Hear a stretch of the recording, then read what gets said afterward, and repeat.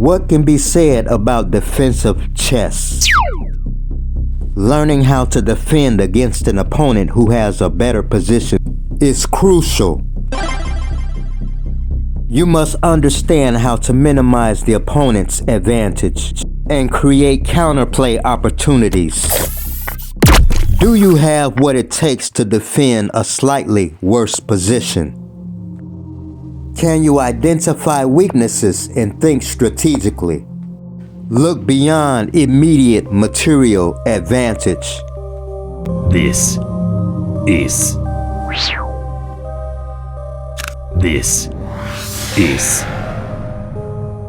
What is this video going to be about? Huh?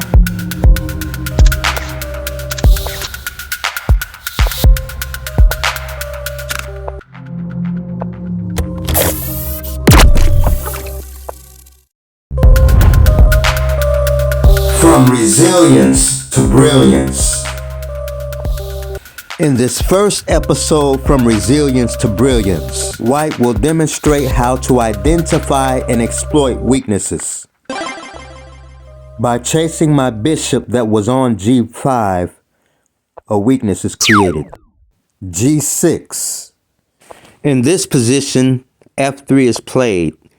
Black plays f5. The threats are not the same. You must evaluate all threats. After the trade, the bishop has a clear path.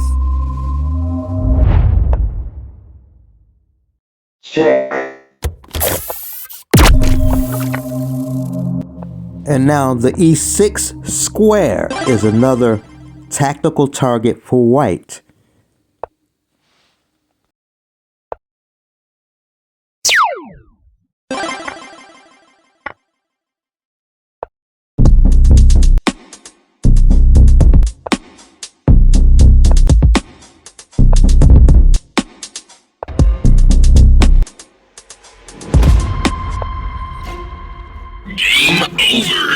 And yet there is a third, and maybe a fourth. Game over. Not to mention the c6 pawn, but the h1 to a8 diagonal. Check. Checkmate. Game over.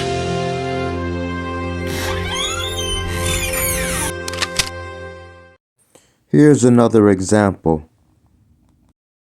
We arrive at the resulting position after the following moves, explained by AI. The defense that black chose against white's d4 is known as the Slav defense. This offers black a solid pawn structure. The common move here is bishop captures bishop on d3, but for some reason black chose bishop g6. The idea is to get an open rook. In this game continuation, black played knight e4. After the trade, the pawn on e4 is isolated and doubled.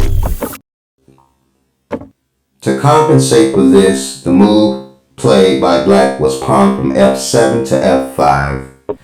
The problem with this is that after white plays the pawn to f3, then white will be much better. A test of resilience. In this game, you're playing the black pieces. White plays the bishop to e4, threatening your queen. What move should you make? Is it queen to g5 or queen to e5? No, there's a move that is much more resilient than that. Pawn takes f3 check, in between move. And after king to h2, queen g5. With the idea of queen g5 to d2, followed by queen g2 check. Queen c8 check forces the king to the g7 square.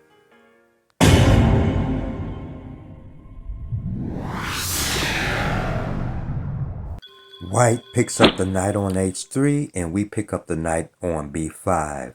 White threatens the bishop on h5. Should we be concerned about it?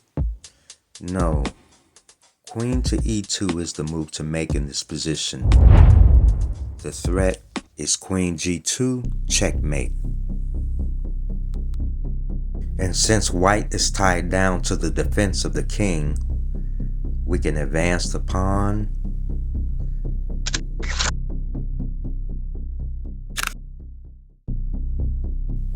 And if white plays the bishop to c2, trying to stop the promotion of the pawn, what would be your response?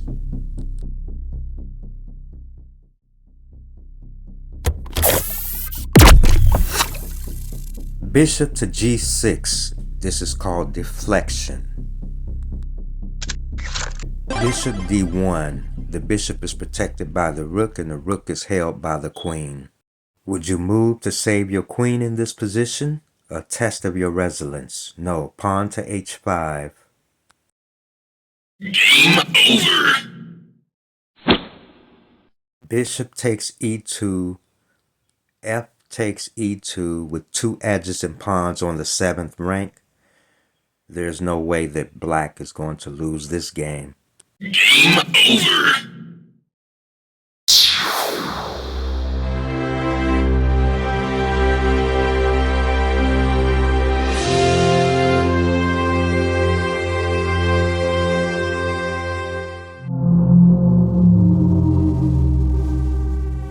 Now, before going on to Brilliance, we're going to look at one more demonstration of resilience. In this position, white is 3 pieces down. Black plays the bishop to d7, pinning white's rook. What would be your response?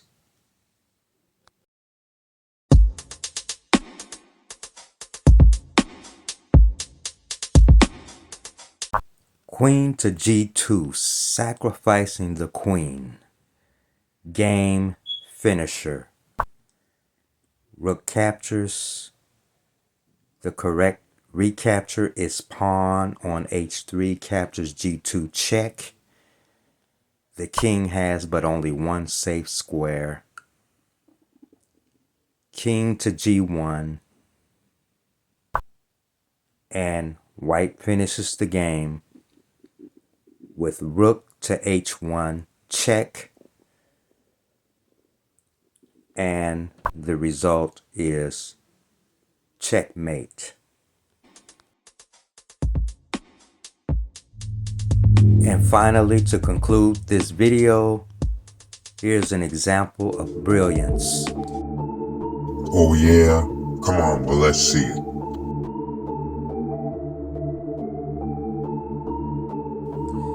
This game begins with the Caro-Kann defense. After e4, pawn to c6, d4 followed by d5. The advanced variation, and now bishop to f5.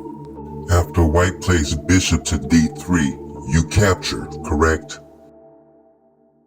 In the early part of this video, black played bishop g6, but here the move is capture on d3. So after queen recaptures, now all you want to do is consolidate the pawn structure, going from f7 to e6 to d5, c6 back to b7.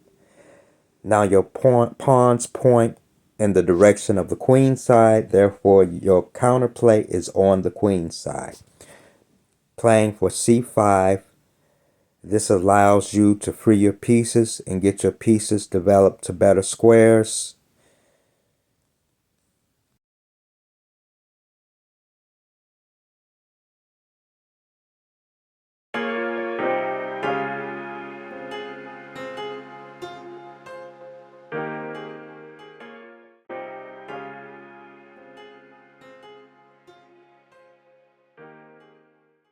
Now, where your pieces are placed is going to give you a hint of what you need to do. And now, black either needs to castle or connect both the rooks on the back rank. Now, white does have the dark square bishop, but the bishop on that diagonal has no targets. and now the recapture. Now black plays on both sides of the board, now playing the pawn to h5. The idea is to exploit the light squares around white's king.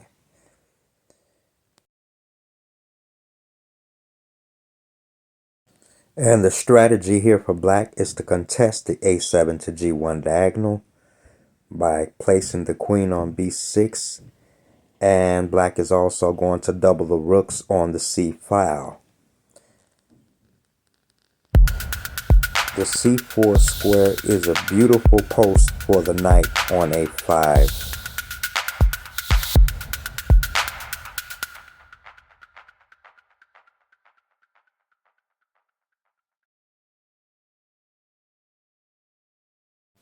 Because the rook occupies the c4 square, now black will place the knight on f5.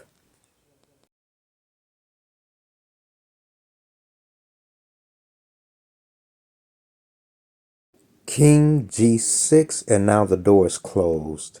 Now black has to find some way to break through. Rook to e4, the best move on the board. The battery, queen b5, and after trading a pair of rooks, now it's a queen, rook, and pawn endgame. Because black's plan has been consistent with breaking through on the queen side, now the task is easier. Pawn to b5 will be followed up by pawn b4, challenging white's pawns on the queen side.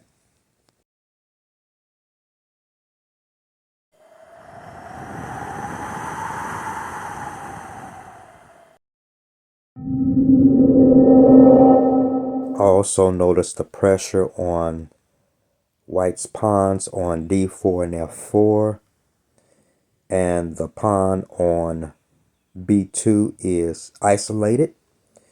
Queen to the back rank with the idea of placing the rook on there to create a battery. Queen over to h1 now guards the h1 to a8 diagonal. Rook to e1, and now the battery is created.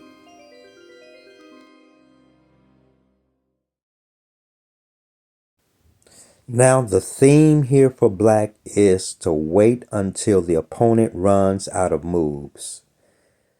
Pawn to b3, rook over to c1, a waiting move. And after this move, then the game is lost for white.